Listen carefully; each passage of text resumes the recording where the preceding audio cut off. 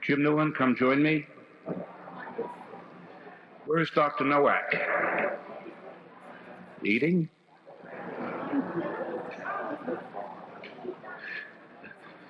Peter Barstow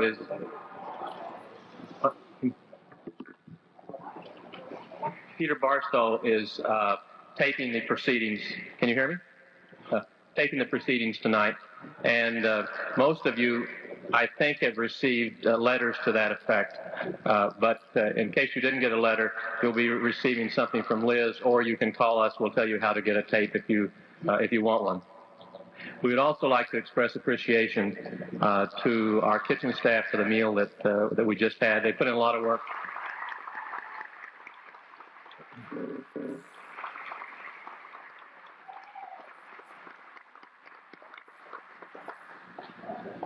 Now, if you would bow your heads, please, for the invocation. We thank God tonight for the opportunity to be together, to share in recognizing the accomplishments of this past year. It is a time of change for all of us here, as some students graduate and others remain. Our lives are constantly changing, and we ask for the wisdom to take advantage of this period to make it work for us. Help us to continue growing as human beings, worthy of living in a country that offers limitless avenues for education, happiness, and success. We look with hope to the future, knowing that it will offer new challenges. We accept this and revel in the possibilities for tomorrow. Amen.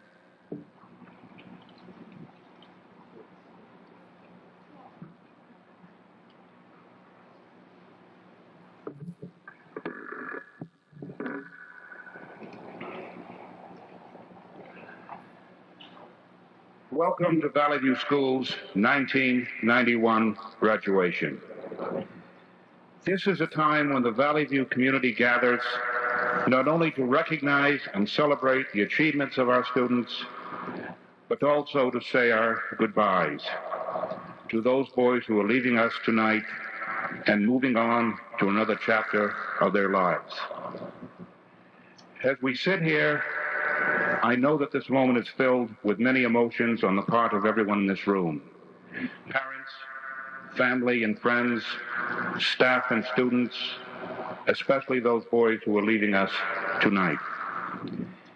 For mixed with the feelings of at last getting out of here to experience the long-awaited perception of freedom, whatever that means, will also be the realization that you will be leaving something behind.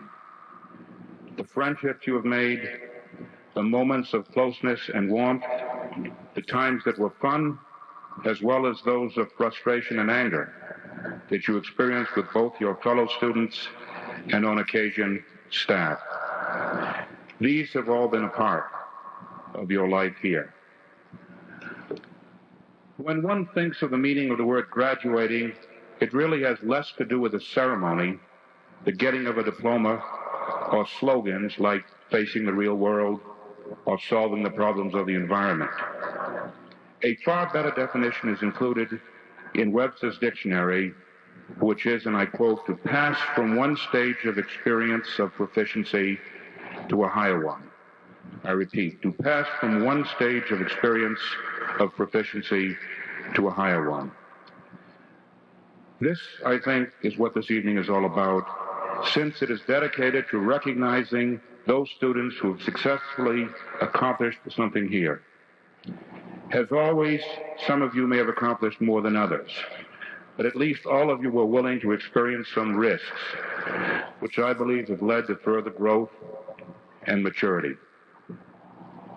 Within the unavoidable arena made up of staff members ranging from those who at times were seen as really, quote, understanding you, to those who at times seemed more interested in holding you accountable, or in other words, busting you. Many of you participated in things which were perhaps new or risky, provided some new challenges and avenues of success. For some, these occurred in the classroom, where you may have rediscovered that you didn't hate doing schoolwork as much as you thought, and that making the honor roll wasn't perhaps that uncool. You might have created something in the art studio that you felt didn't turn out all that bad. You might have scored that soccer goal or been a part of a basketball team that just won a tough game, or in the case of this year, experienced an outstanding season.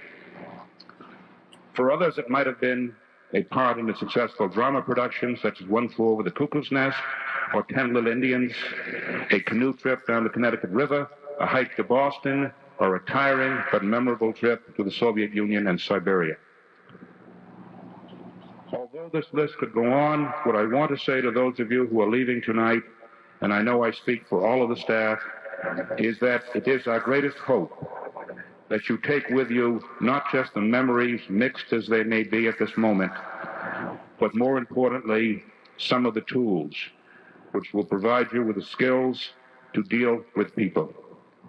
Continue questioning, yet come to terms with authority. Cope with frustration, but most importantly, experience a sense of gratification and contentment as you go about your lives. To experience a sense of well-being will give you the chance to see new choices, which is what freedom, I think, is all about. That, by the way, being the real interpretation of our often misunderstood and misquoted logo, quote, "To choose is freedom." I want to say a few words about family, because Valley View is a family, and while not related by blood, we are a community of young people and adults and members of one symbolic household. We are a relatively small community as schools go, and a place which allows and often generates intense feelings and reactions. And we're out of necessity for both students and staff. There is no place to hide. Like a family, there is the experience of ups and downs, good times as well as periods of frustration. It is, however, out of this fabric, sustained by a truly committed group of individuals, that for over 20 years now, Valley View has provided the arena for so many young people to find themselves. There is no one person or group that makes Valley View work, nor is any one more critical than another.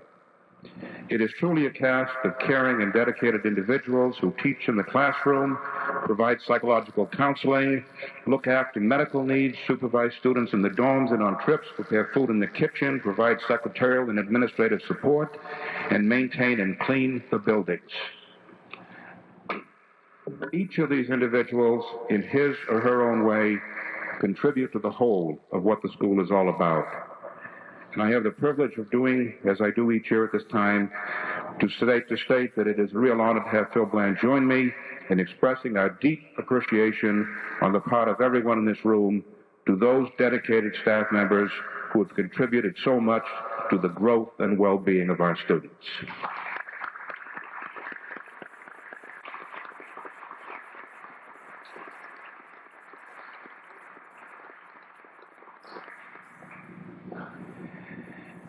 As with any family whose members must benefit from the wisdom and experience of the past, so must we constantly view the future as a creative challenge. In this way, we may never be satisfied with the way things were, but look toward the way they can be. Obviously, some nice things have occurred this year. The athletic program was highly successful, particularly in basketball and tennis. We took a very unique trip to the USSR, where 12 students actually lived for a week with Russian families in Abakan, Siberia. Under John Peluso's guidance, boys constructed an architecturally unique half-pipe for our skateboarders. Okay. We are continuing to rework and redesign the plans for the new theater addition, which to allow it to be built in the most functional and yet cost-effective manner. A couple of weeks ago, I had a most gratifying experience where I attended the graduation ceremonies at a small, well-respected prep school in New Hampshire. Among the graduates was a boy who left Valley View 2 years ago. He spoke with much fondness as he reminisced about his experience at Valley View and the friends he had made, and also spoke about many of the staff he had become close to during his 2.5 years here. Although he had never played basketball before, he not only learned the game here, but became good at it, a skill which he continued to use and have worked well for him at this school that he was graduating from. He made a number of overseas trips with us, and travel still is an interest that he continues to pursue.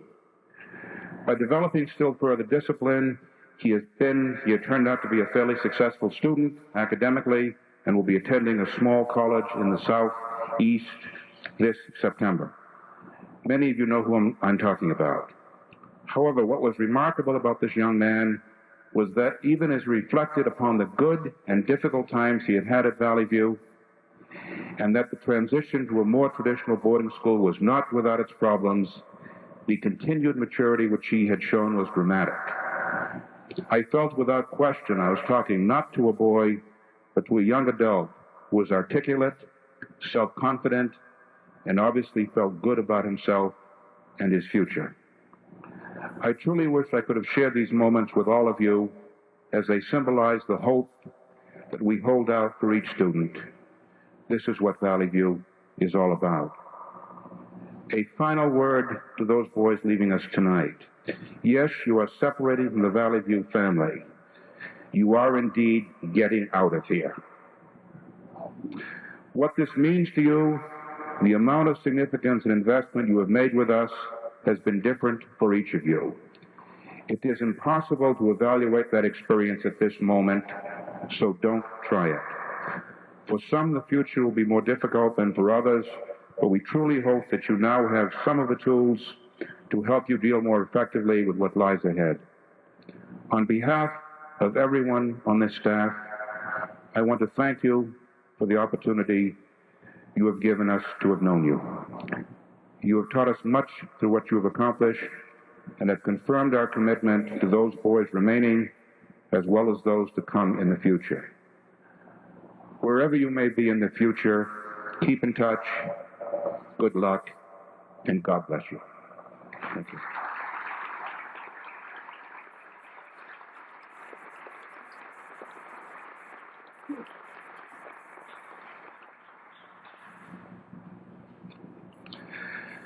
I'm very pleased to have the opportunity to introduce this evening's speaker, Dr. Thomas Nowak. Okay. Dr. Nowak received his PhD in clinical psychology from the University of Kansas in 1986 and is a licensed clinical psychologist. During his training, he interned at the Topeka State Hospital in Kansas and also received training at the highly respected Menninger Foundation. He is currently in private practice in Worcester, Mass., where he works as a therapist with both adults and young people and is also involved in diagnostic testing. Of real significance, I feel, is Tom's role as a consultant to Valley View, where he has seen a number of our students in individual counseling sessions over the past 2.5 years. I feel he relates exceptionally well to youngsters, has a good sense of humor, and is an avid amateur basketball player. I have certainly enjoyed the opportunity of knowing and interacting with Tom as a professional and at times in a social context. I see him as a bright, articulate person who has an excellent handle on being able to describe human behavior, and I know you will enjoy listening to him. It's a real pleasure to have you meet Tom Nowak.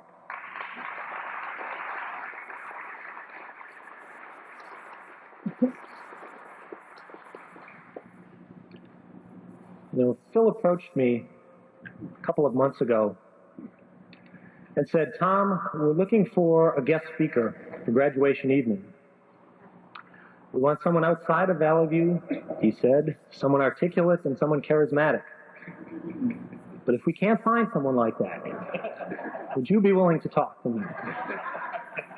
And apparently I got 1 out of 3. I am happy to be here. You may be pleased to hear, by the way, that I recognize that brevity can compensate for many deficits in articulateness and charisma, and I do plan to be brief. This is my 3rd Valley View graduation, and each time I've attended this graduation, I've been struck by the power and impact of this event.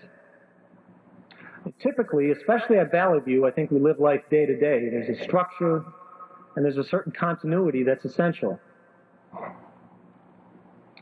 Every so often, however, an event occurs that punctuates the day-to-day existence.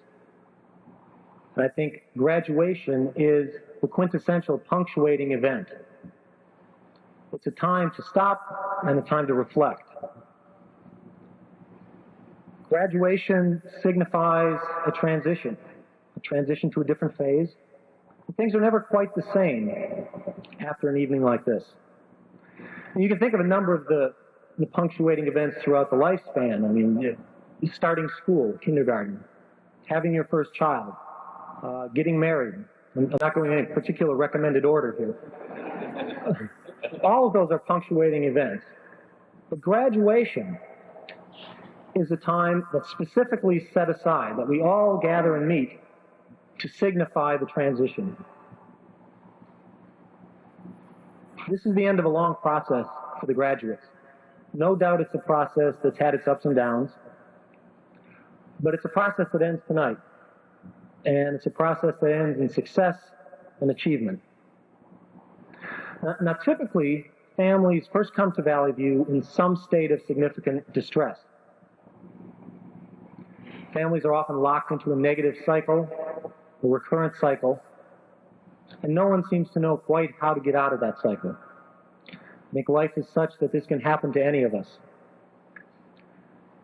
Parents are at a loss as to what to do, and the youngsters who first come to Valley View oftentimes focus very narrowly on a dimly understood struggle.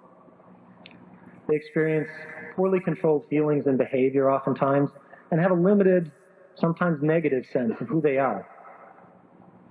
And yet with time, effort, determination, and patience on the part of all concerned, the problems are gradually sorted out, clarified, redefined, and addressed. There are almost never perfect solutions to these problems, but there are always better solutions. Anyone who spends time with adolescents, either working with them or parenting them, knows that there are rarely moments of dramatic transformation or blinding insight. Usually change is much more typically a slow, gradual process. It's a process involving learning, growth, and maturation. And I think it takes an event like this to fully reveal the extent of the change that has occurred. It's been said that the most profound change can only be seen in retrospect, and I think that's true. For the students and families here at Valley View tonight, I think this is a time to look back at how you and how your life is different. Now, you may have some trouble discerning how you've changed. That can be a difficult thing at times.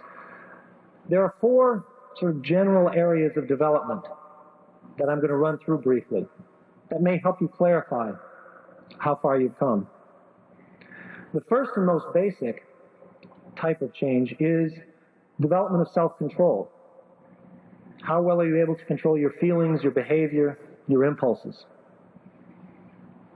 Are your needs and wishes and feelings expressed appropriately and in a mature way? The second type of development involves how well you've developed your built-in capacities and abilities. You know, I think one of the most hated words that many adolescents, especially those who are struggling, can hear is that you have potential. Tell an adolescent who's struggling that they have potential, and you'll oftentimes, suffice it to say, you'll get an unpleasant response typically. But in fact, we all have untapped potential. How we develop and how we expand our capabilities is an important part of development. I think there's intrinsic value and meaning to personal mastery. This is, by the way, one answer to the question, why do we study algebra? One reason we study algebra is because it enables us to master a difficult topic. But the same thing could be said for basketball, for soccer, for rafting. It doesn't really matter. The development of mastery is an important achievement.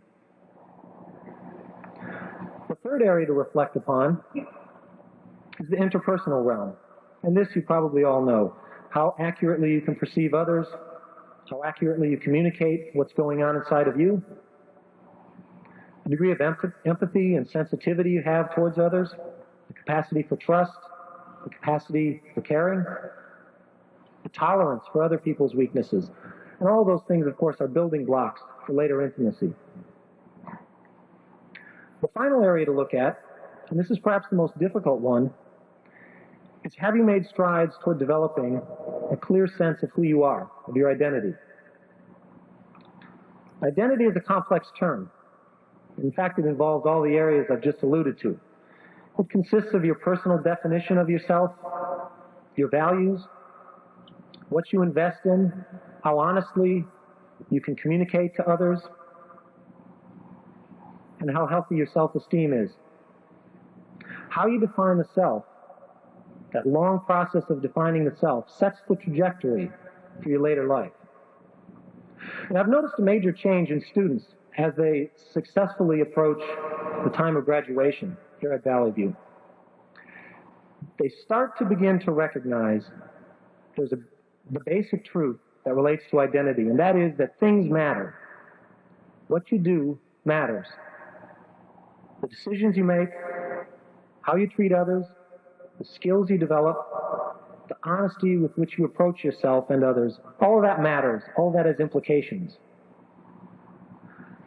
The issues are no longer just a narrow struggle between child and parent or child and teacher, which is how many youngsters view the problem when they first arrive at Valley View.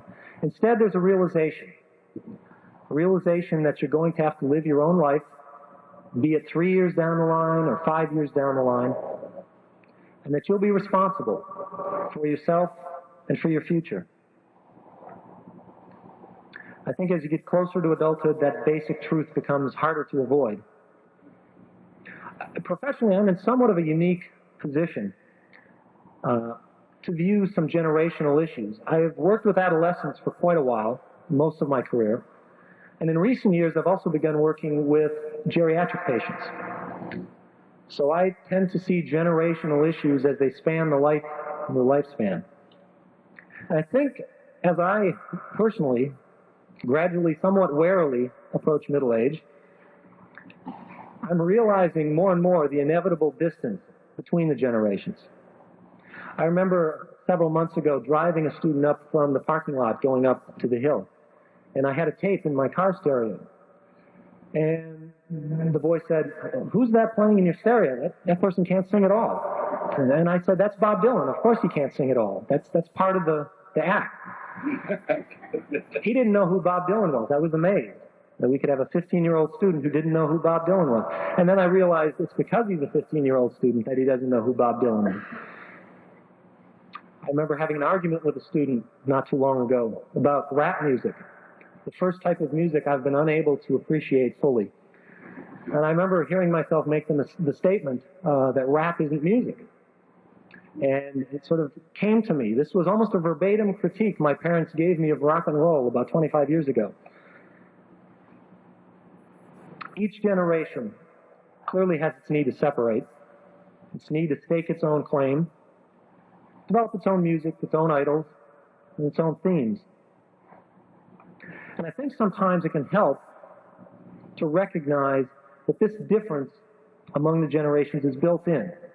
And it can be important not to take it personally, especially when the differences are at their height. And yet I think something else is going on also at this point in time, besides just the standard generational distance. I think the world itself is changing dramatically fast, probably more so than in any other period in recorded history. My father retired about 6 years ago, and he spent about a year kind of floundering, not quite knowing what he was going to do with himself, another transition point. And then, I believe it was watching Oprah Winfrey, he came upon the idea of writing his autobiography. We all found that rather humorous. My father has not been the most self-reflective individual. And yet he did it. He spent about 9 months writing his autobiography. And it wound up being about that thick by the time he was done. And it was fascinating to read. I learned a great deal about him. I suspect he learned a great deal about himself. But I was struck by something else. I was struck by how dramatically different the world that he grew up in was from the world I grew up in and from the world his grandchildren are growing up in. And perhaps it's superficial, but there are some striking examples that come to mind about the change that has occurred. 40 years ago, there wasn't TV. I don't know what people did with that 2.5 5 hours we supposedly watch TV a night. But there wasn't TV. Now we have cable, we have satellite dishes, we have fiber optic cable linking up all parts of the planet. Flight was perfected only 90 years ago, which is amazing. Now we're exploring the solar system. Not too many years ago, all transactions were conducted in a ledger pad. Now everything from your credit rating to the grocery store is computerized. I think the problems are equally daunting and on a scale rarely seen before. And just to look at a local paper can tell you that. Global pollution, limited resources, AIDS, drugs, the list goes on. And I think all this sets up an even greater and perhaps less natural distance between the generations. And yet adjust we must and struggle to preserve the basic bonds despite the differences. And in fact, some of this may be okay. I think corrective measures are probably required at this point. The last several generations probably have created more problems than we've solved. And it's this generation that's up and coming, and subsequent generations, that are going to be charged with the responsibility of solving some of these problems. At a personal level, I think the challenge confronting the young people today is to start to figure out what you have to offer the world and to make a positive difference. I think in the same way that what you do matters personally, how you fit and what pro-social role you take is another dimension of identity, and it matters to society. Hopefully the growth that you've endured while at Valley View will be helpful in this pursuit. I promised brevity earlier, and I don't want to disappoint. Let me just close by saying that I'm very proud to have had the opportunity to know and to work with many of the young men here over the last 2.5 years. I've repeatedly been impressed with their energy, with their persistence, creativity, and courage. And I'd like to congratulate the graduates, the students, the families, and the staff at Valley View. I wish you all good luck, to leave you with the hope of continued growth, achievement, and success. Thank you.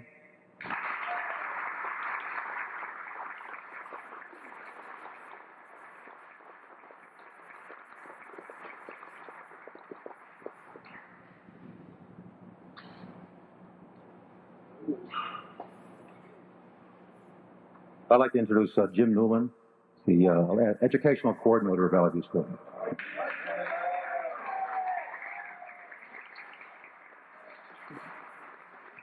There's one thing I want to make clear right off the bat. I will not be keeping my remarks brief this evening. It says here on my notes that I have many awards to present, and I will be keeping my remarks brief. I decided not to lie, to try to be honest from the outset here, so everyone knows right what we can expect. I do have, the reason why my remarks will not be brief is I have 23 awards that we will be presenting this evening. These are awards for educational achievement as well as dramatic progress that students have made through the duration of this year, or from the point that they were at the end of last year, which with some of our students was dismal. And when dramatic progress is made, indeed we want to recognize that effort. So we have a lot of awards to present. Secondly, we have many students who are deserving of these rewards, and therefore we're going to make an effort to follow a policy of distributing the wealth amongst the many. No one student will be required to make more than 2 trips to the podium this evening. This also gives us the added benefit of keeping those inflated egos within reason of toleration for the rest of the weekends. It should be noted that these awards also highlight the efforts and the perseverance of the teaching staff of Valley View. I believe we're fortunate to have a very fine staff this year, and I would like to take a moment to recognize them. If we could hold applause until I have mentioned all of them. Indeed, I'm sure they would be grateful, and we can move the program along. John Hillier, my able assistant for the last couple of years, also a very creative science teacher, has done an incredible job this year. John, you stand for a moment, please. Mike Rogan. Hi. Mike Rogan, our art teacher, he's an artist. He's also a very fine art teacher. I'm constantly amazed at the quality as well as the variation of artwork which our students are able to produce out of his studio. Neil Fagno, a very competent computer teacher. Neil's a very competent computer and typing teacher. His lab is always overcrowded with eager students wanting to get on a machine. Also an energetic coach with a number of different sports. Tony Brennan, the lone woman on our staff. She is the head of our English department. She has done a remarkable job this year in keeping these lads on task and getting people to try to work on their writing. And we have turned out some really good work this year. Wally Hall. Hey, Wally? Wally's an incredible motivator of students with years of experience and a wealth of knowledge, which he is always more than willing to share with us. It is my contention that Wally could probably teach any course in most schools in the state and do a better than average job. David Williamson, our math teacher, who has worked hard to raise the standards in the math department. David. I know math was my nemesis, and it continues to be that of many of our students. It is a subject matter which is hard to make creative, to make fun, and he has worked hard to do that, and has achieved substantially this year. And Joe Sawyer, who is our student fresh out of Princeton. Joe?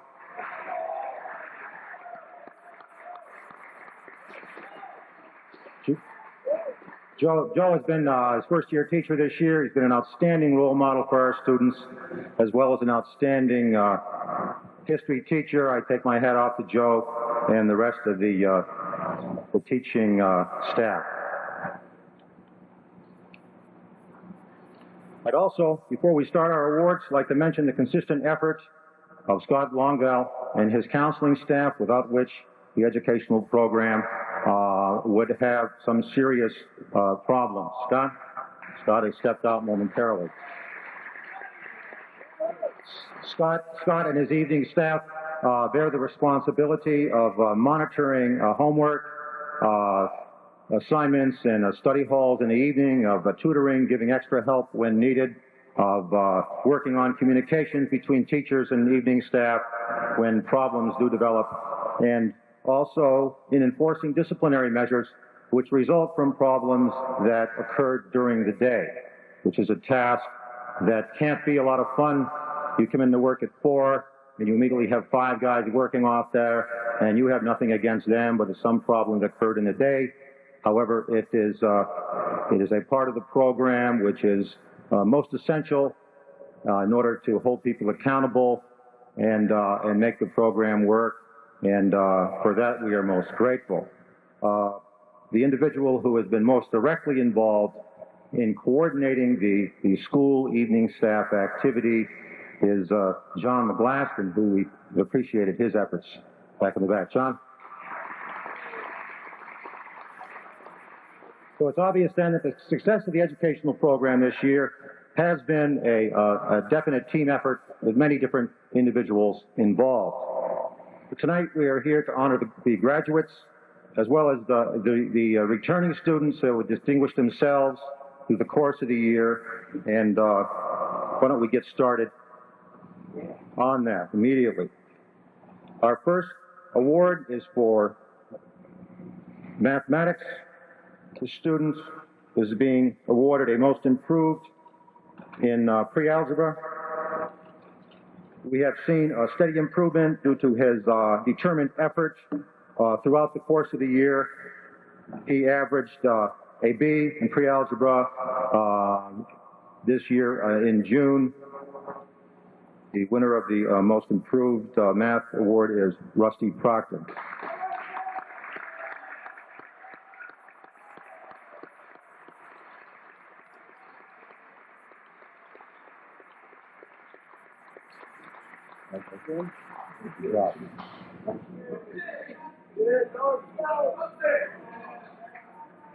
In Algebra 1, we also have a Most Improved Award we'd like to present. This individual had a considerable difficulty at the beginning of the year. He struggled for the first term. He asked and received extra help. In fact, he went at least one afternoon a week for probably 3 terms for extra help on his own, and he raised his grade substantially due to his motivation and his initiative. The Most Improved for Algebra 1, Mr. Dan Ward.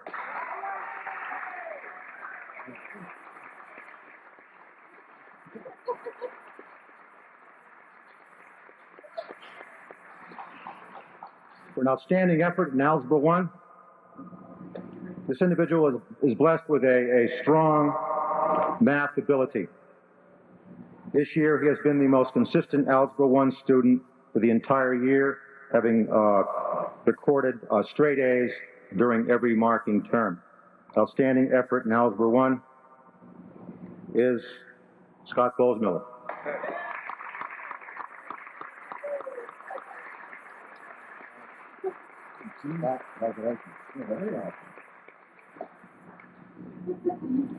We have a Math Achievement Award. I believe this is our last Math Award. This individual did something this year that has never been done before at Valley View at his own request, and he demonstrated the ability. He took simultaneously an Algebra 2 course as well as a geometry course and recorded straight A's for the entire year. He did this while carrying a full load of coursework, which included Spanish. We'd like to award this Math Achievement Award to Dirk Niemeyer.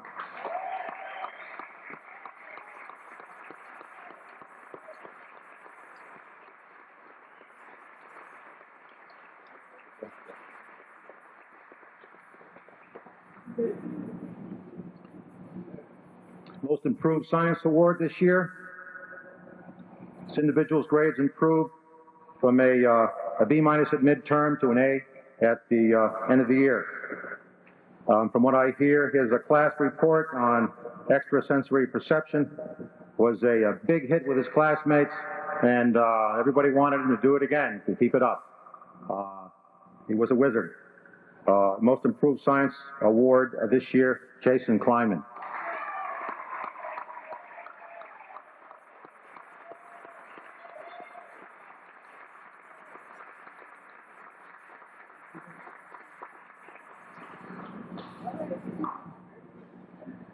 For the Science Achievement Award in Chemistry, this individual was a straight A student in chemistry this year.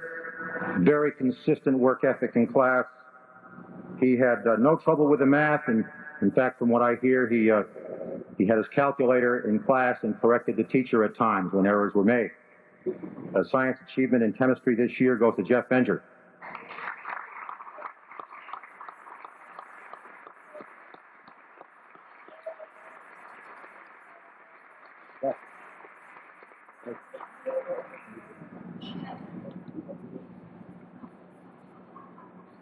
For the second Science Achievement Award, this individual did a consistent, incredible job on every homework assignment that he was assigned this year. His attitude was cooperative.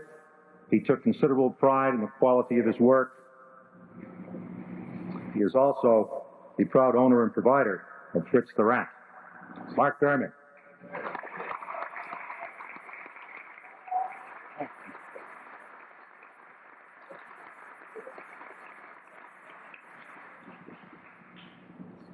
A third Science Achievement Award being passed out this evening.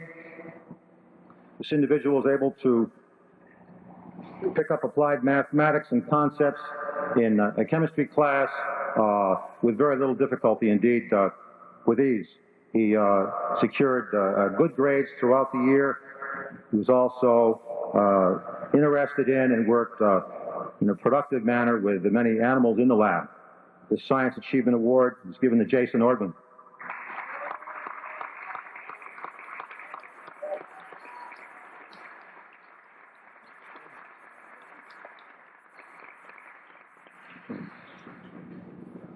We have two Most Improved English Awards this evening. The first individual has shown tremendous improvement since last year. He's been a consistent worker in the class on a daily basis. He has written some excellent quality book reports, especially since January as the quality and the quantity of his work increased. One of the last books he was reading in a class as an assigned book was Steinbeck. For the remarkable improvement and growth, we'd like to award this Most Improved English trophy to Joe Polino.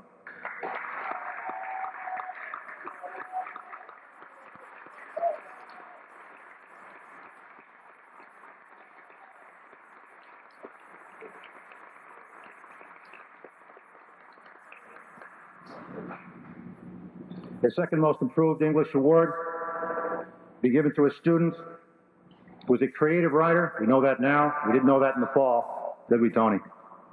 He lacked motivation in the fall. He wouldn't work. We didn't know what he was quite capable of. He also enjoys reading poetry, enjoys writing poetry. Much is expected of this lad next year. Most Improved English, Mr. Max Rust.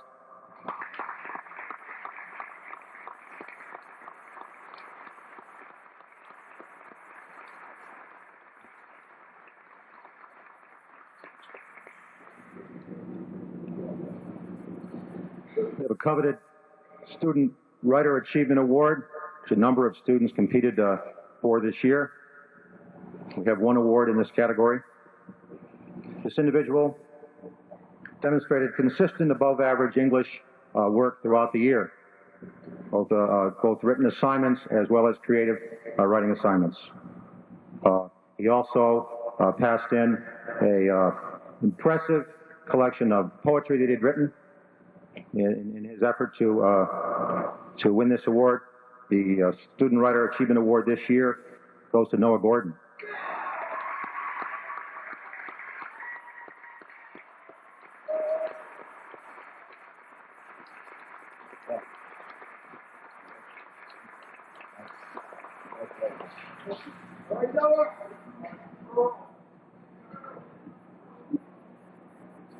A few History Achievement Awards. He first goes to a student who has demonstrated a high interest of history this year throughout the year, especially, may I say, military history, which leaves a doubt of the winner pretty much out of the question. For his age, he has also demonstrated a superior grasp of socio-political issues and a high level of interest in discussing those issues in a way which would make any father proud. History Achievement Award goes to Tom Ruane.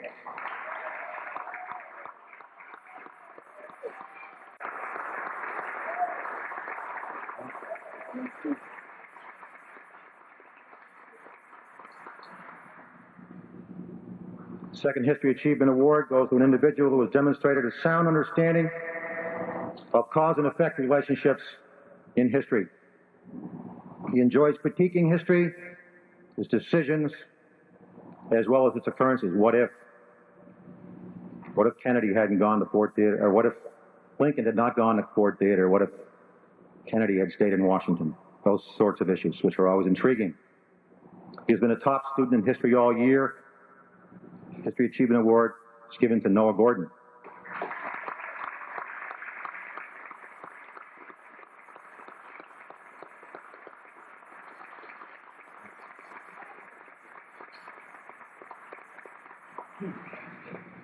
We have 4 art awards. 2 are first-year student, and the other 2 are given to individuals who have been here There are 2 or 3 years awarded by our art teacher, Mike Grogan.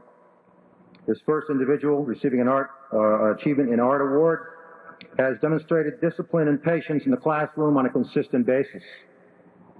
He has excelled in the areas specifically of drawing and painting this year. For Achievement in Art, Pat Mahoney.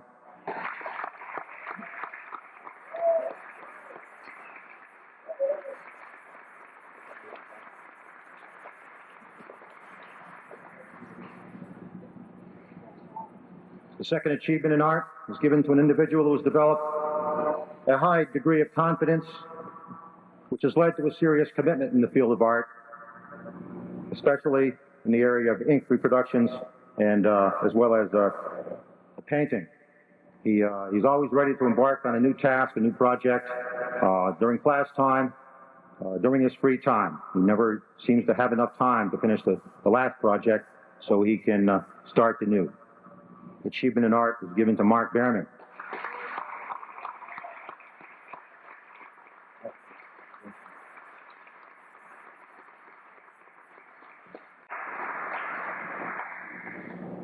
We have 2 Art Achievement Awards given to first-year students. First student has been able to apply himself in class on a daily basis, very consistent manner. He has excelled specifically in the area of drawing. Jonah Serwinski.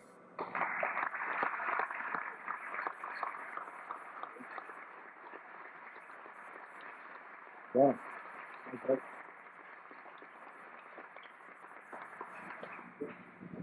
And the second first-year student receiving an Art Achievement Award this evening has demonstrated a considerable enthusiasm in the area of art. He has excelled specifically in 3-dimensional designs, and some of his work has been quite remarkable. This Achievement in Art Award is given to Brian Lindsay.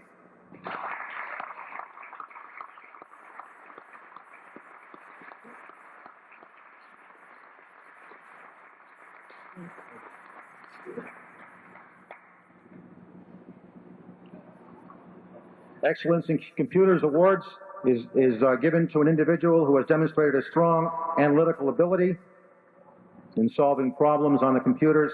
He is also an excellent computer manipulator and a typist. His skills are quite high. This award is proudly given to Jason Ordman.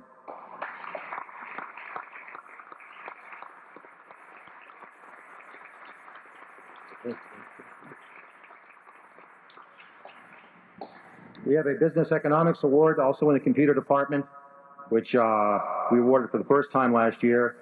It's kind of fun. It always is a great deal of competition over this award, which is a computerized simulation game, a business game, where individuals create companies, invest money, they negotiate contracts, they settle union difficulties and strikes, they buy raw materials.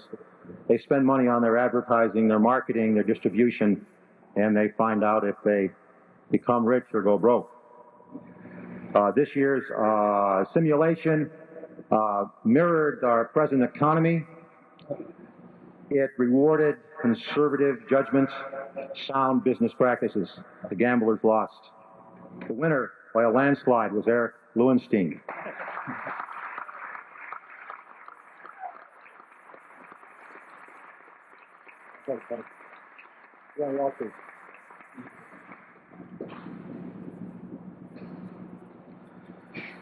We have 2 Most Improved Student Awards, which are given to individuals who have demonstrated a high degree of improvement, either since the beginning of the year or from last year, in a wide variety of subject areas, rather than specifically in one. This individual, the student, was consistently on the honor roll this year. He's worked very hard for his grades. His homework has always been superior. His concern, exemplary. The Most Improved Student Award is given to Chris Gangemi.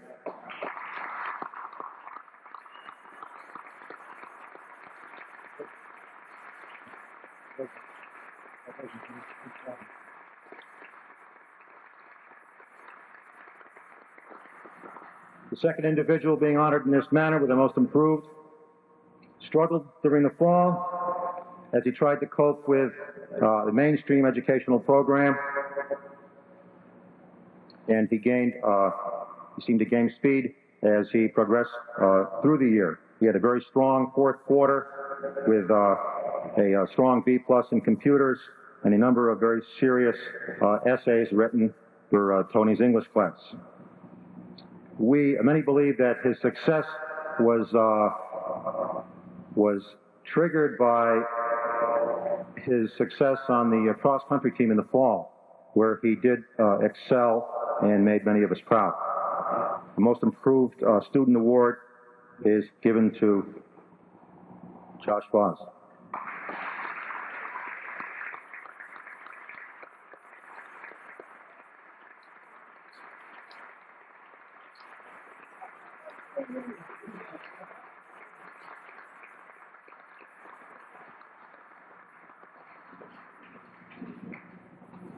I think we just about come to the end of the line, Maureen. One left. We have one more left here. That wasn't so bad. This individual we are honoring last this evening was consistently on the honor roll for the entire year.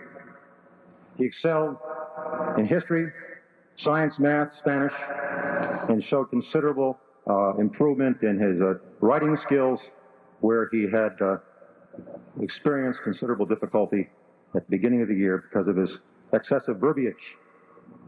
He was a winner of the Math Achievement Award this year. He has taken the most demanding course load of any student during this current academic year. He has had a star role in 2 of our plays. He played varsity basketball, varsity soccer at the same time. So this individual was spread quite thin, as they say. His grade point average during this academic year was a 3.77 out of a possible 4, which is indeed very impressive. It is our honor to award the Academic Student of the Year, Dirk Niemeyer.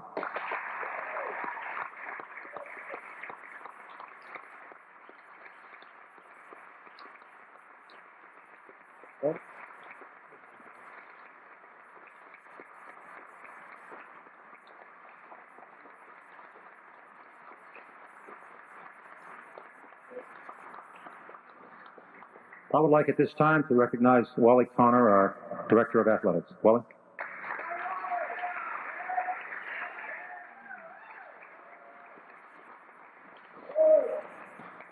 Hey, all right. 1, 2, 3. Good evening. I'm real happy to be able to stand here and report a very highly successful athletic year here. It's truly been enjoyable and rewarding all year. I'm real proud, and this group sitting in this room can be real proud of the consistent effort and hard work they displayed all year that made this such an achieving year in athletics.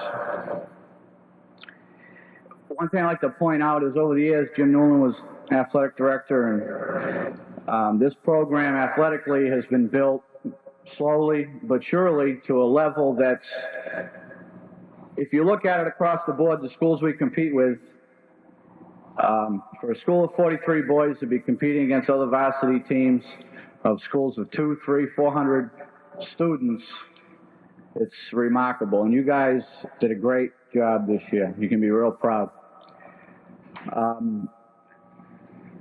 I'd like to just go over each of the varsity sports and recognize the coaches and a few achievements. Varsity soccer this year rebounded from a real tough season last year to 6-5-1 this year, coached by Jim Nolan, assistant John Hillier, who also coached our JV team. Varsity basketball this year set a new record for the winningest season ever at this school with 15 wins and 5 losses. My assistant on that, Neil Fagno, who also led the JV team to a winning season of 9 wins, 5 losses. Basketball team also won the holiday tournament that we sponsor every year here at the school. First, for me, I take real special thanks to the team for that one. Varsity tennis had an undefeated season led by Coach John Hilliard. They were 11-0-1. That is definitely a first at this school, and I'd just like to go over a few things about their season. They had 2 victories over Winchendon. Winchendon is one of our biggest rivals. Traditionally, they come down here. They do a pretty good job on us this year. We beat them twice, which was incredible. We also played a local high school varsity tennis team of, I don't even know how many students. There must be 800, 900 students go to that school. We beat them 3 times. A couple of students I'd like to mention in varsity tennis was Eric Lowenstein was undefeated in matches. He was 175 points won, 22 points lost in the sets this year. Phenomenal. In matches, Chase Jordan was 22-0, and the rest of that squad did a real fine job. Resurrection across country this year, led by Neil Fagno. I believe it was six wins and 5 losses, Neil. Again, competed against schools much larger than us. That squad did an excellent job. Varsity golf was probably, in my opinion, overall the best team ever, even though the record didn't reflect it because of their sportsmanship and their real outstanding level of play. I'd like to ask everybody and join in a round of applause for all of those teams for this year.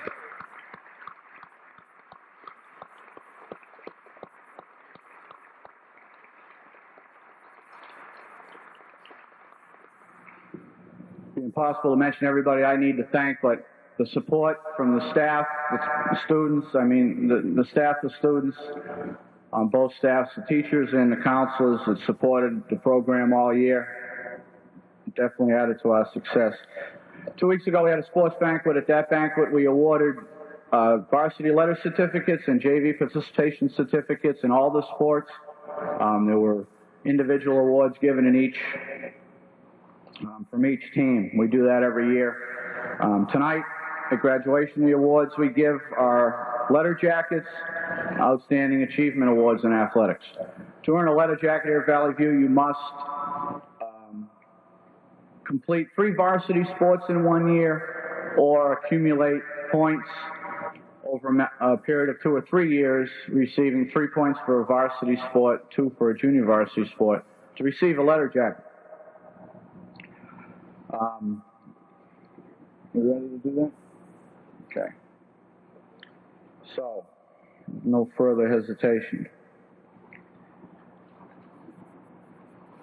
Chris? Okay. The first recipient played on a junior varsity soccer team 3 years, a junior varsity basketball team 2 years, and this year participated on the varsity basketball team. A real fine contributor all the years through. Chris Colangelo.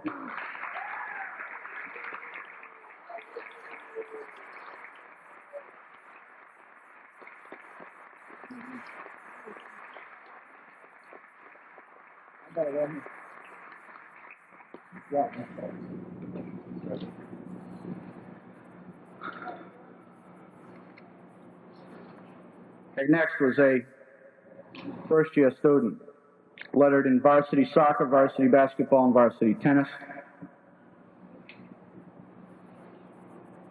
Chase Jordan.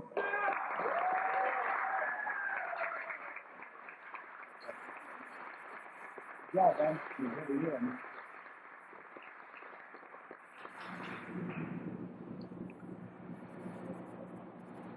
This next recipient, lettered in varsity soccer, varsity basketball, and varsity tennis. Received most valuable player in tennis, Eric Lowenstein.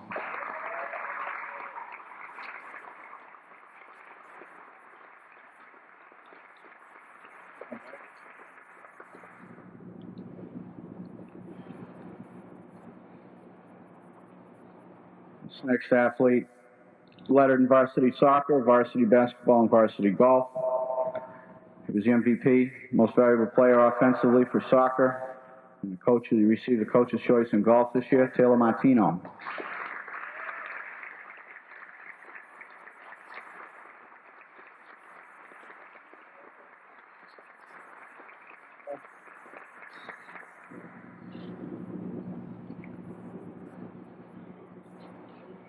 This next recipient participated on the junior varsity soccer team for 3 years.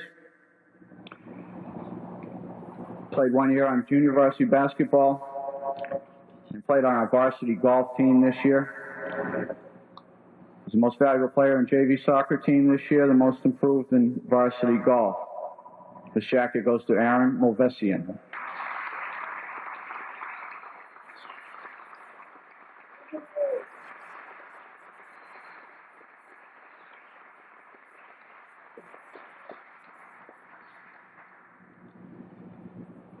The next student played on our junior varsity soccer team for 2 years, junior varsity basketball for 2 years. This was his second year this year on varsity tennis. He was a 1991 most improved player on junior varsity soccer, Dan Ward.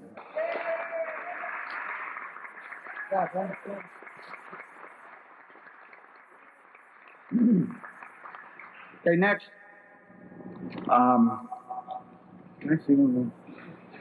This award goes to athletes who repeat the requirements for a varsity letter jacket.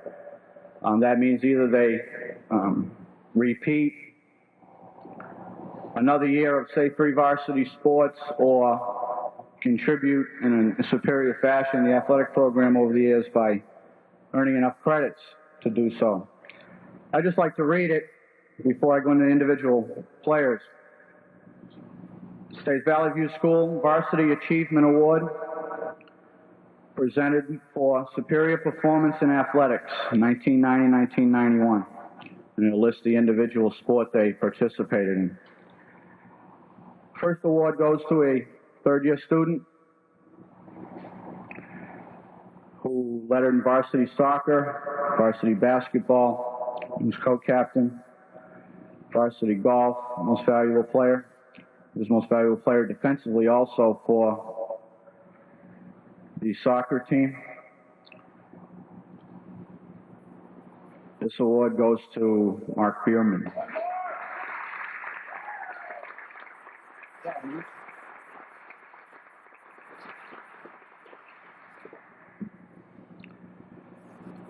Next goes to a player who was co-captain of varsity soccer team, received Most Improved Player Award.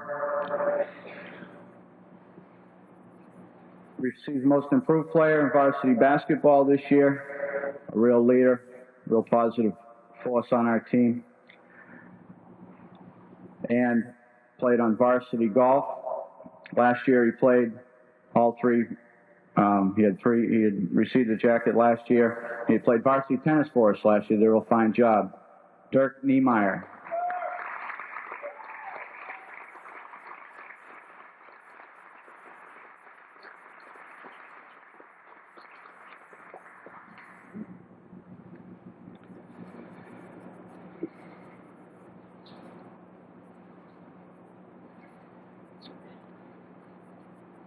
Next Varsity Achievement Award, second-year student, was co-captain of varsity soccer team, co-captain of varsity basketball team, received Most Valuable Player, was the Coach's Choice of varsity tennis this year, 1989-1990, was Most Improved in tennis, a real contributor for us, consistently Sam Miller.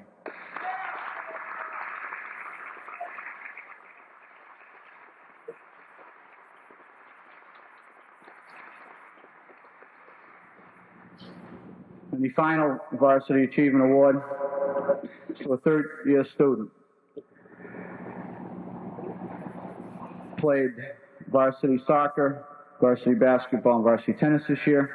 Last year he was on varsity soccer. Played both junior varsity and varsity basketball, received MVP, Most Valuable Player in junior varsity basketball. Received Most Valuable Player in tennis last year for the varsity team. His first year here, he played junior varsity soccer, junior varsity basketball, and varsity tennis. Greg Robb.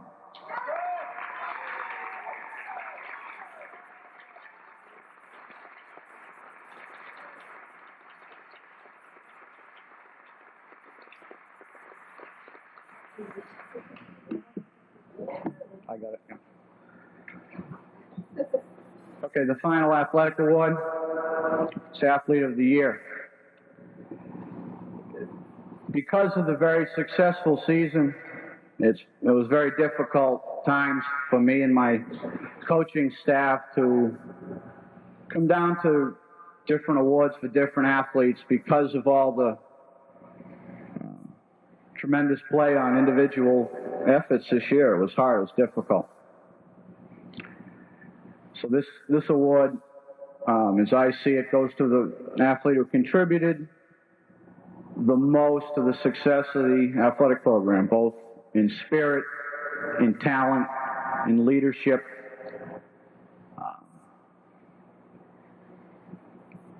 And, you know, again, it can only be one. It was a tough decision again this year. That shows the credit of the athletic program and all the players, too. This year's recipient of Athlete of the Year goes to Sam Miller.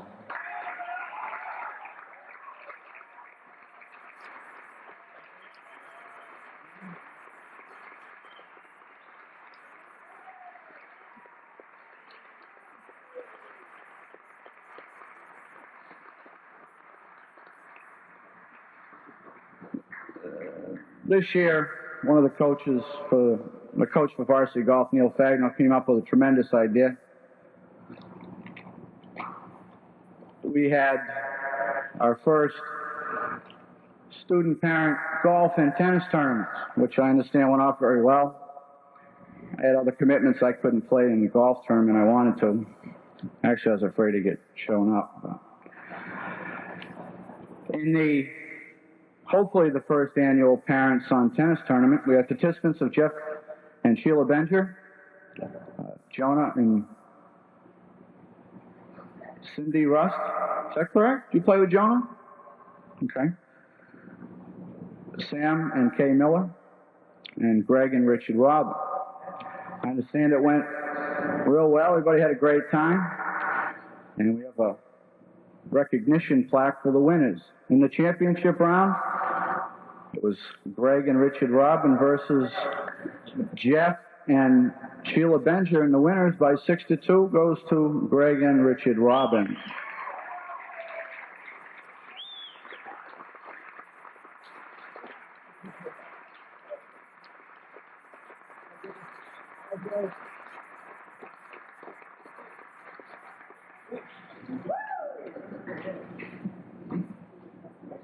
And in our, hopefully, it'll be an annual event, our first annual golf parent-son golf tournament. Participants were Chris and Paul Badagliaca, Aaron and Alan Malvesian, Dirk and Sigard Niemeyer, Jack and Paul Schur, Mike and Richard Waldo, and Taylor and Ralph Martino. And the winner of that tournament today goes to Taylor and Ralph Martino.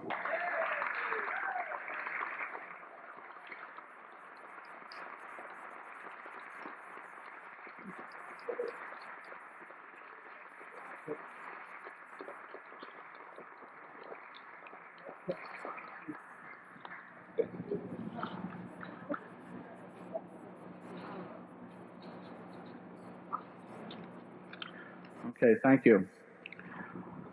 I'd like to ask our fearless leader in the program coordinator, for the very special award of Community Awards. Scott Longville.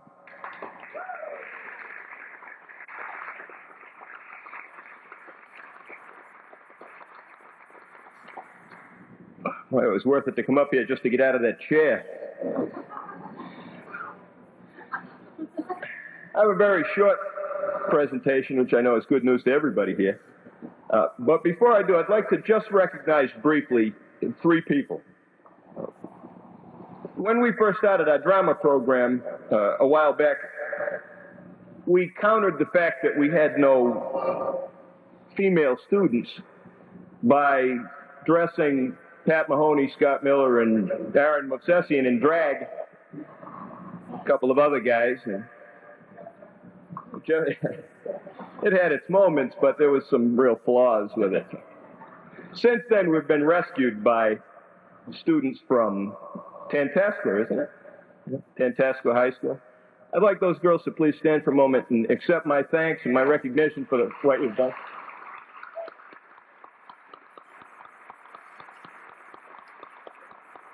Thank you.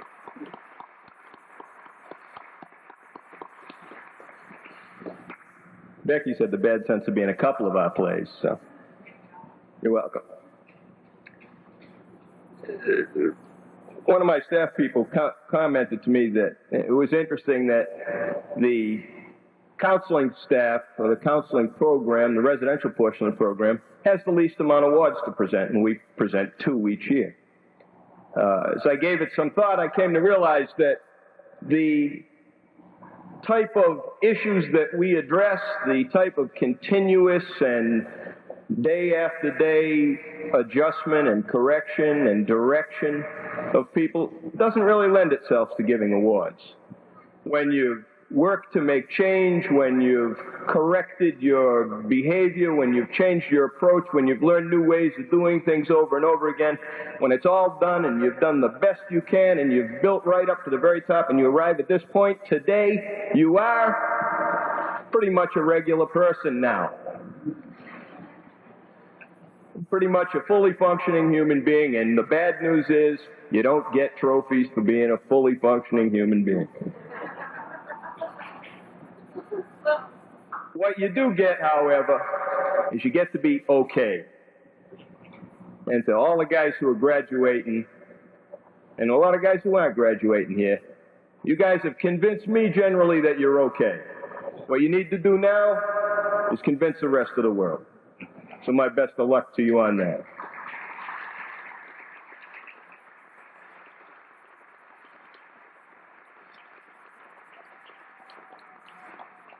I have 2 awards to give. The first is, we call it our industry award.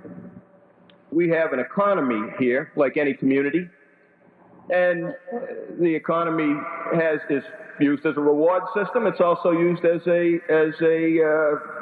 punishment system, I guess. You can earn money and lose money. All the work you see around here is done by the boys. This whole arrangement here was set up by them. It'll be all torn down by them. The grounds, the bridges we've built, we've done it all. And these guys do it with rakes and shovels and wheelbarrows and a minimal amount of power tools, much to their chagrin. Some guys work harder than others. And some guys they don't lose many points. They earn a lot. They work a lot. It's indicative of people who have got a good drive, people who are meeting expectations on a daily basis. So we have an award for that person. This year's industry award will go to Chris Colangelo.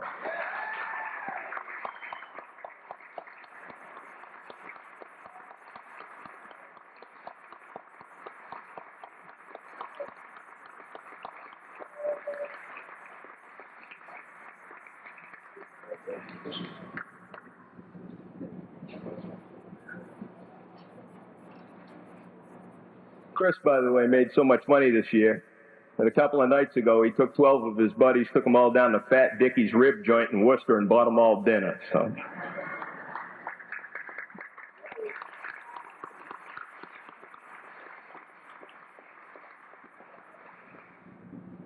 have I introduced the lovely Vanna White, by the way? I can get away with that about once every 2 years. My final award, I take very seriously, and I see it as being the most important award that we give. And the reason is, we don't give it. It's the only award given this evening that is awarded by the students to another student. This is a very close community, as Dr. Spiva said in his opening remarks. It can be very difficult to live here at times. The closeness of the group, the continuous contact, the heightened expectations, make life here occasionally a little bit difficult, I guess is the best way to describe it. This award we call our Community Award, and it's awarded to an individual that the other students see as being someone who's just a step above. And the easiest way for me to explain it is to read the ballot, and that's what I'm going to do. This is given to each student. It's done privately. No one can collaborate. I go to great pains every year to make sure that nobody collaborates on it. This paper is a ballot for an award that will be given at graduation. It is our Citizenship Award, and its recipient is chosen by you, the students. This balloting procedure is done to minimize any outside influence on your decision. The choice should be yours alone based on your perceptions. Talk to no one as you consider the final qualifications a recipient should have. He should be honest. He should be helpful. He should share with others. He should treat people fairly. He should demonstrate consistently mature behavior. He should be the type of person you would like to have as a friend, or perhaps the type of person you would like to be. This year voting was very close. And there were 3 boys who were very close in the voting, but one stood out distinctly among them. This year's Community Award goes to Patrick Mahoney.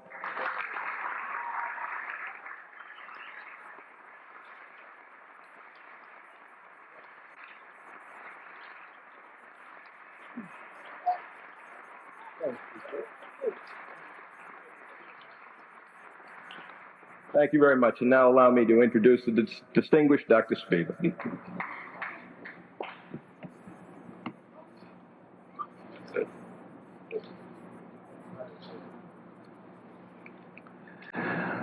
I'm very pleased to have the privilege to present a new award this evening, that of Outstanding Graduate. I want to also acknowledge that this award is symbolized in a beautiful hand-engraved plaque presented by Mr. and Mrs. Paul Badagliaca, and you'll see it in short. It's a lovely, lovely thing. This individual was chosen by the Administrative Council, comprised of senior staff members at Valley View. The criteria for this award is pretty much what the title implies. That is, a boy who has distinguished himself as representing outstanding qualities during his stay here. This may not necessarily mean that he was the best athlete, the most proficient student, nor has made any single unique achievement. What it does mean, however, is that a number of considerations are scrutinized, including emotional and academic growth, participation in and commitment to the program, and an ability to have positive relationships with his peers. From this, an individual is chosen who embodies the best of the Valley View experience. This year's recipient has been at Valley View for 3 years and has shown increasingly more competent performance in all areas. His grades have improved from average work to having been on the honor roll for 4 out of 6 terms this year. Although not the greatest athlete at Valley View, he has tried hard and was very involved in playing both varsity soccer and basketball. He has traveled extensively to different places of the world with us. He is liked and respected by his fellow students. Most significant, during his stay here, he has moved from an often quiet and withdrawn young man to one who feels dramatically more comfortable with himself and has gained great skills in his ability to express what's on his mind, even to the point that it's sometimes hard to shut him up. In short, I feel that this young man deserves a great deal of credit for what he's accomplished. I believe that the symbolism of the Outstanding Graduate Award is well paraphrased by the quote inscribed on the plaque that I'll present him in a moment, which I was told this afternoon comes from Calvin Coolidge, or was said by Calvin Coolidge. I quote, "Nothing in the world can take the place of persistence. Talent will not. Nothing is more common than unsuccessful men with talent. Genius will not. Unrewarded genius is almost a proverb. Education will not. The world is full of educated derelicts. Persistence and determination are omnipotent. The 1991 Outstanding Graduate Award is given to Scott Bosmiller.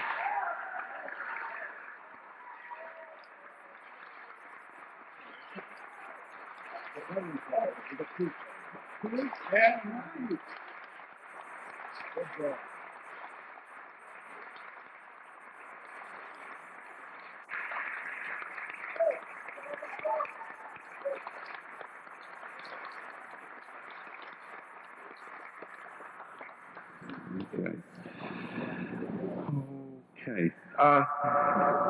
Jason Orton, why don't you come up here, and set up your guitar, and I'm going to introduce you in a second. In the meantime, I want to acknowledge, as I do every year, there's a lot of work that goes into the coordination of the awards, of the presentation, of the setting up of this graduation. And I want to acknowledge again my able administrative assistant, Maureen Caramello, for a tremendous amount of work, along with Liz, my secretary, in setting this up.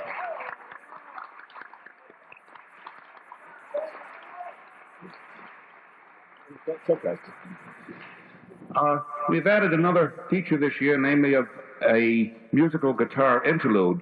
Actually, Scott Longvall helped me hatch this in the sense that the other evening we had a small talent show, and he said, gee, Jason Ortman is doing a tremendous job because we have a number of guitar students here, and he said he's a good player and maybe he'd like to do something at graduation. So I asked Jason, he said, sure, why not? So we will give him the opportunity to play for us this evening, a interlude, the name of which is Midnight. Please.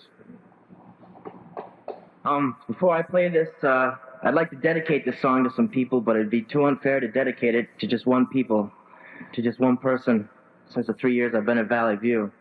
So I picked out 3 main groups, and as Phil said in the beginning, Valley View is a family.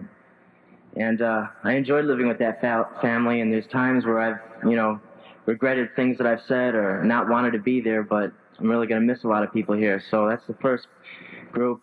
Second group is my own family, my mom and my dad over there. And the third group is my guitar teachers, Kit Randall and his son, which are not here tonight, but I wanted to say that anyways.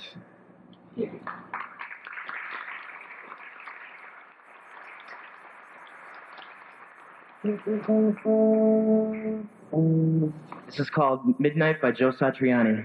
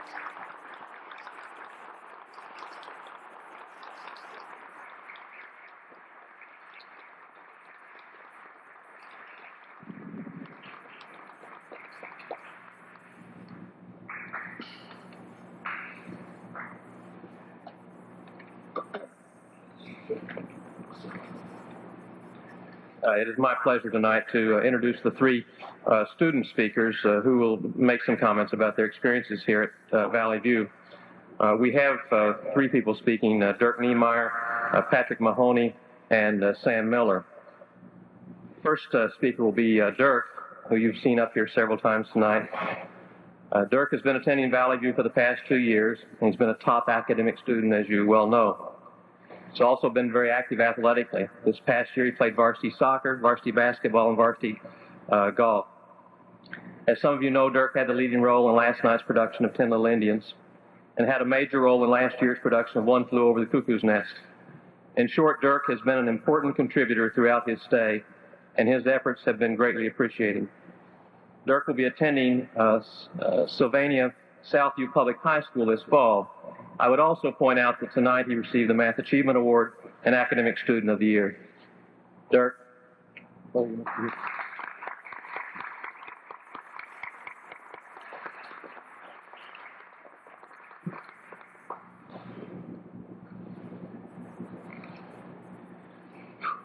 Boy, I thought I was nervous last night when I was getting ready to do the play. Let me tell you, this is a lot more intimidating than that. I've spent the last 2 years of my life at Valley View, and all the while I've been saying how much I can't wait to leave. I went so far as having a countdown on the wall of my room that Sam Miller and I marked off every day for the last 70 days. But now that the end is here, and I'm forced to look at it more honestly, I'm really going to miss this place. Although it's not so much the place I'm going to miss, but the people here. Since I've been here, I can't overstate how many people were genuinely concerned about me and have went out of their way to help me grow from a confused adolescent to a young adult. I'll never forget when I first got here and I got on honor roll for the first time. Almost every staff member congratulated me. That gave me confidence and a sense of accomplishment that couldn't have been given to me otherwise. My first year I had a lot of problems and seemed to be in crisis more often than not. But every time I needed someone to talk to, that someone, in the form of a staff member here at Valley View, was there. You just really get a feeling that you're cared about, and what you do does matter. And that is due to everyone, from the administration here to the maintenance men who work at Valley View. The tight-knit relationship with the student body is another unique advantage. Everyone is forced to live and get along with everyone else. This made me become friends with people I normally wouldn't have as friends, both much younger students and students with much different interests than I. And through that, I've made some very close friends that I never would have imagined would have been my friends. This taught me a valuable lesson about life, and it gave me some friends who I hope to keep in touch with for the rest of my life. Finally, I'd just like to talk briefly about the sports programs. The sports here give us a chance to not only participate, but to be key contributors on sports teams.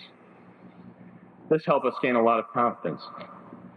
The sports here also provide realistic goals on which we can set our sights and, with some hard work, obtain. They also give us common ground to associate on and generate social togetherness when people not participating support those who are. In conclusion, I just have some people I'd like to thank.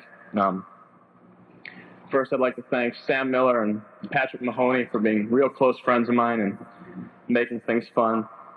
I'd like to thank Jim Newland for his general dedication to the Valley View program and for going out of his way to get me motivated and on track. Thank you, Jim. I'd like to thank Sparky for caring so much for all of us. We're never going to forget your generosity and concern. I'd like to thank Ariel for being a close friend who was a hell of a lot of fun. I'd also like to thank and apologize to Wally Connor, who really did a lot for me while I was here, and I have been on kind of bad terms with him recently, but just want to apologize for that and thank him for everything he's done. And I just finally first like to thank my grandfather for making the trip. He's 84 years old, and he's cared about me a lot. I really appreciate that. And I'd like to thank my mom and dad for having the good sense to send me here and supporting me every step of the way. Thank you very much.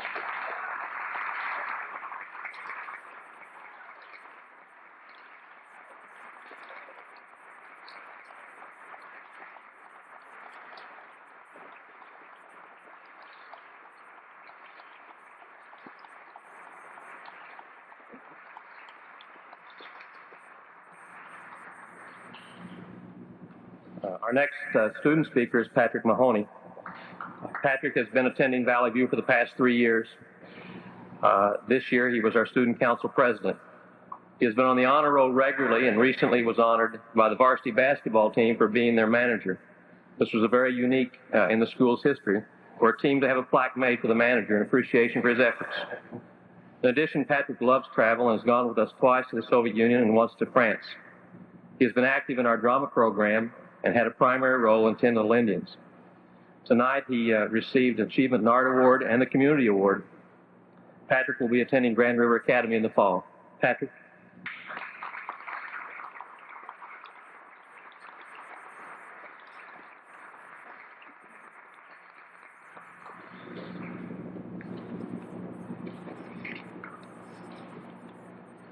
Sometimes the hardest part about writing a speech is finding a topic to speak about. When I was first asked to speak here tonight, I thought, sure, no problem. But the more I thought about it, the harder it became to find a subject. After about a week, I decided to speak about a common theme, memories. Some of the first memories that spring to mind are those of the sports season, particularly the near-perfect basketball season. Both the varsity and junior varsity had record seasons, but the team that stands out most in my mind is Wally Tanner's varsity team. Our first game of the season, against Wilbraham and Munson Academy, was one of the most memorable. With 3 seconds on the clock, Sam Miller sunk a 2-point basket to give Valley View a 1-point lead. Good defense at the other end gave Valley View the win. It was the first time we had beaten Wilbraham Munson. The 1990-91 season was one of highlights and firsts. Among the highlights were winning twice against another strong team, Clark, coming within 4 points of hated rival Winchendon, and winning the holiday tournament. The first game of the tournament, against Maple Valley, at first looked like a piece of cake. But just like the Wilbraham Munson game, it came down to the final minutes with the boys, as we would later be called, winning by about 2. The second game, against defending champion Eagle Hill, was won by a more comfortable margin, and the most vivid memory came after the game when Wally shaved his mustache. Memories also abound from life at Freeman House, like the doldrums of everyday life, such as walking up and down the hill, cleaning the house, and putting up with Roy Davis and Paul Cyrus. There are also memories of good times. I remember a recent cookout that combined both.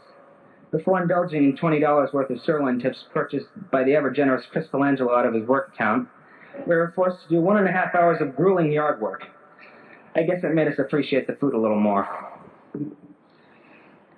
There are also memories from off-campus trips like biking, movie watching, and hangout in Amherst trips with Dick Wynn, canoeing and drop-off hikes with John Peluso, camping with Roy Davis, and Route 20 amusement park trips with Sparky.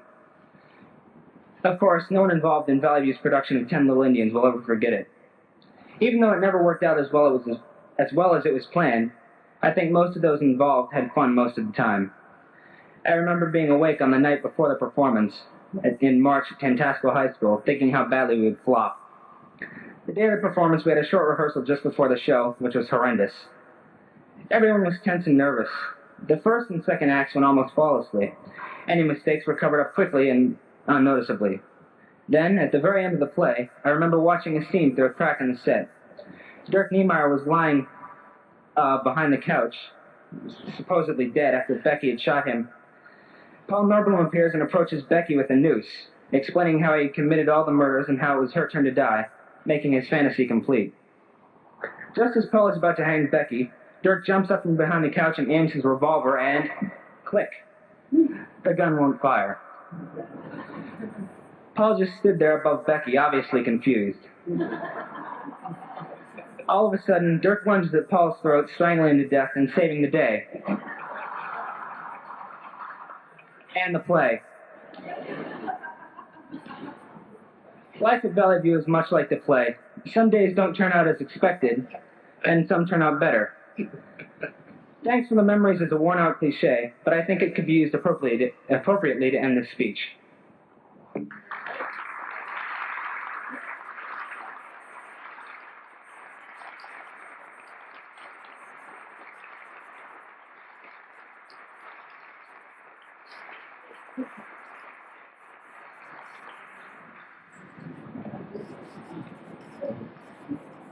Our final student speaker of the evening is Sam Miller.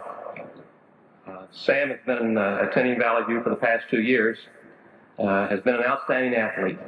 This year, Sam was captain of the varsity basketball team, captain of the varsity soccer team. He was a real emotional leader of the tennis team. At our recent sports banquet, Sam was named Most Valuable Player of Varsity Basketball, Coach's Choice for Varsity Tennis, and tonight he was named Athlete of the Year. He was also active on the Student Council. Sam will be attending Grand River Academy beginning this summer.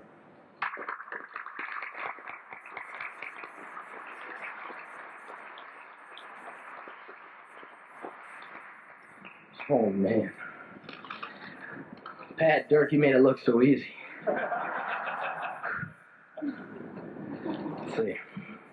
After about my first 3 months here at Valley View, I was in my room talking with my close friend and roommate, Dirk Niemeyer. On most nights, we'd be talking about, sports, stuff like that, but on this particular night, we were talking about how much we never miss a school. I think back, and I can't believe how much we were wrong. There have been so many things I've never done since I've came here. I never whitewater rafted down a river with Roy Davis and John Peluso. It was a great trip. I never got 100 on the test, let alone getting on honor roll once. I also never had over 20 kids I could call my friends, like Mark Bierman, Dirk Niemeyer, Eric Lowenstein, Chase Jordan, Greg Robbins. Jason Orman, they were all close friends. Being at Valley View taught me so many things. What I improved on the most was learning to respect my elders.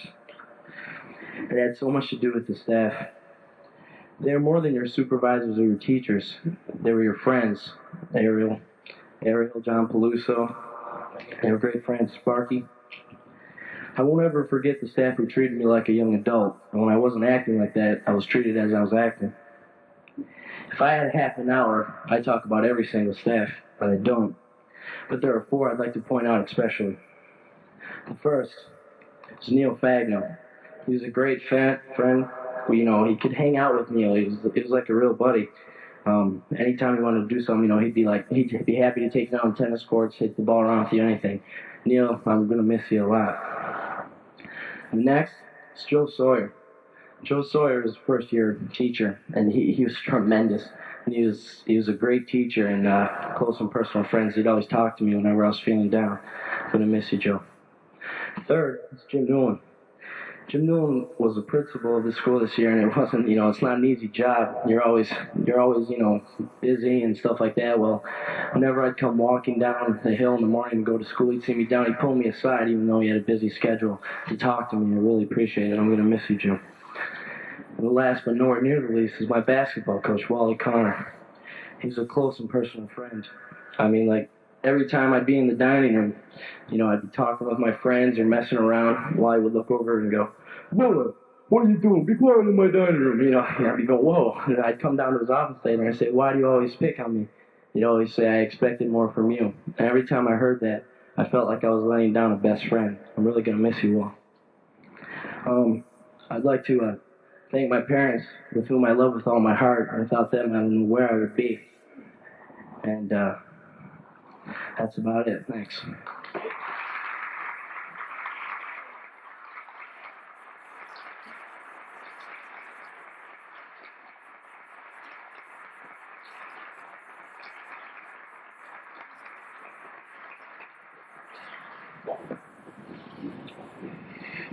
It is time to give out diplomas.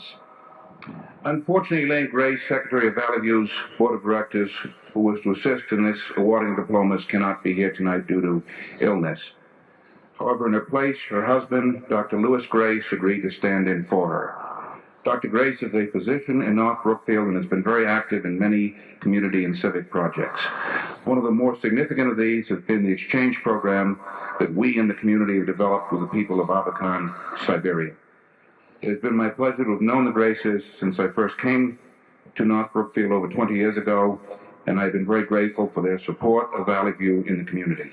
The fine medical care that Dr. Grace has given our students over these years, and my personal friendship with him. It's a pleasure, Lou, to have you with us here this evening. I'm sorry that Elaine couldn't be here, but we all wish her a very speedy recovery. Why don't you join me?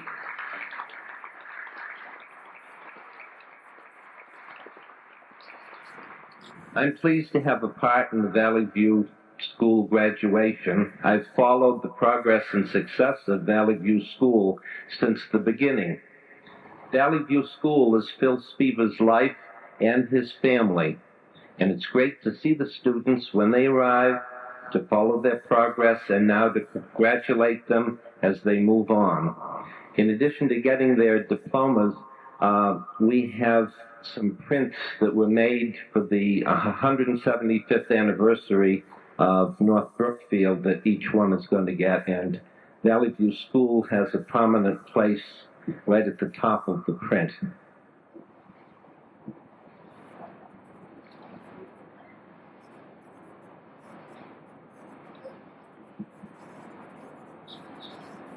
Mark Ehrman.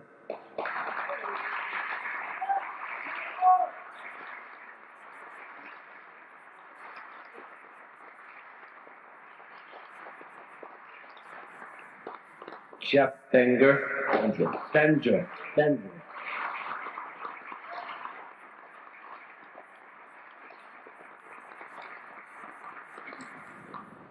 Congratulations. Josh Blumenthal.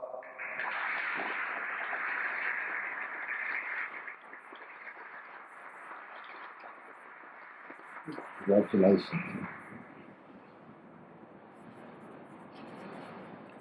Matt Conway.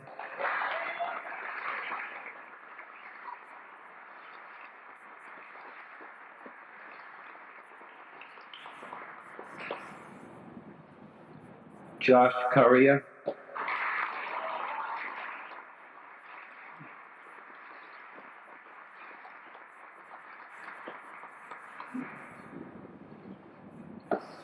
Jason Kleinman.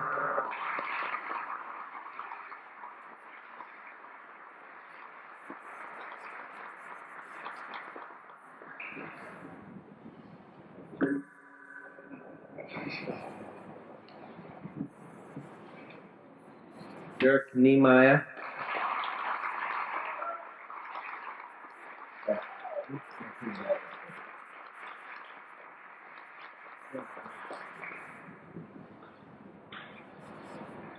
Kat Mahoney.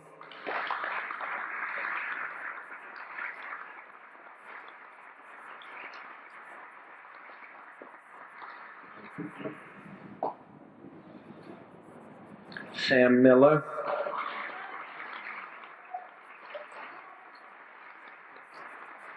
Sam.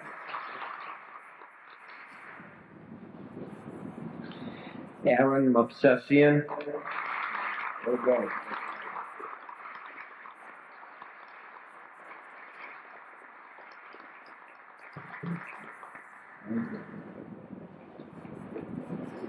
Joe Polino.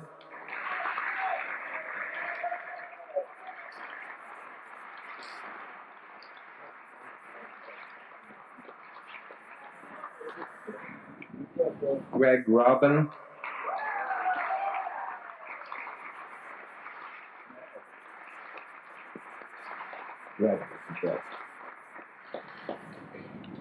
Nathan Sloan.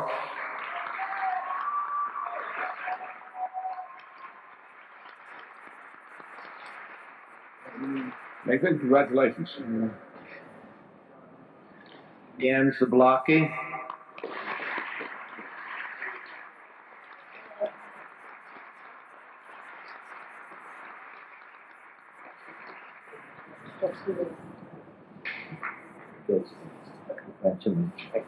Congratulations.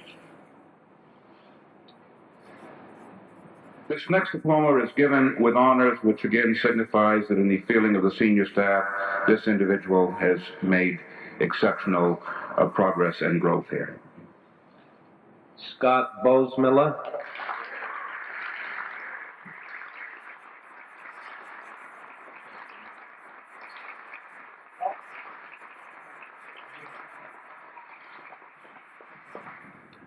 This is also Yes. Exactly. This diploma is also awarded with honors in the same category of a student that's made exceptional progress here. Chris Colangelo.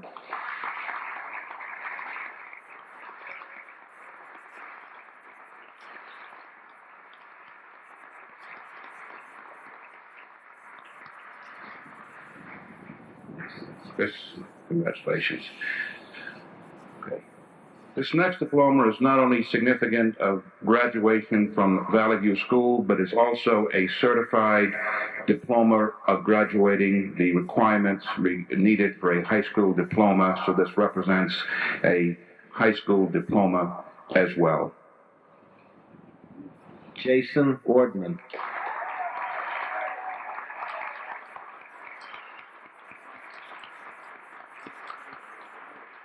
Congratulations. Okay.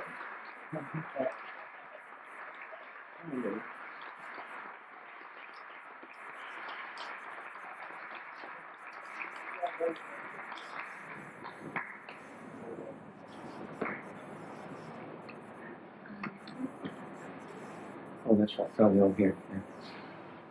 I would now like to ask for the graduates to come forward and line up here. We'll then have a benediction, but they'll be here to form a line so that we can say goodbye to them. I would also like to say that we're going to give to them a memento from Valley View that was designed and made by Paul Badagliaca, who also made the plaque for the outstanding graduate. And all the graduates will receive one.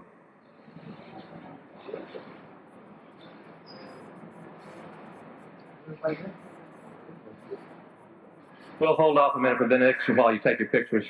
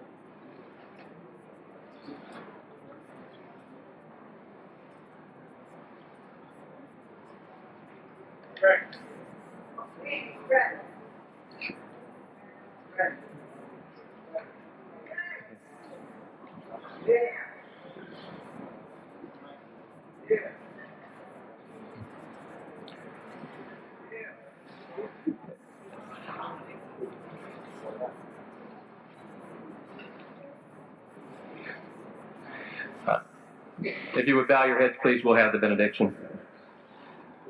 Our Heavenly Father, this graduation is a joyous occasion, a celebration of growth and achievement, but it also represents a departure from friends, from the known, from what has become comfortable. We will experience a loss, for we have come to know each other over a period of time, and have shared happiness, anger, disappointment, and joy.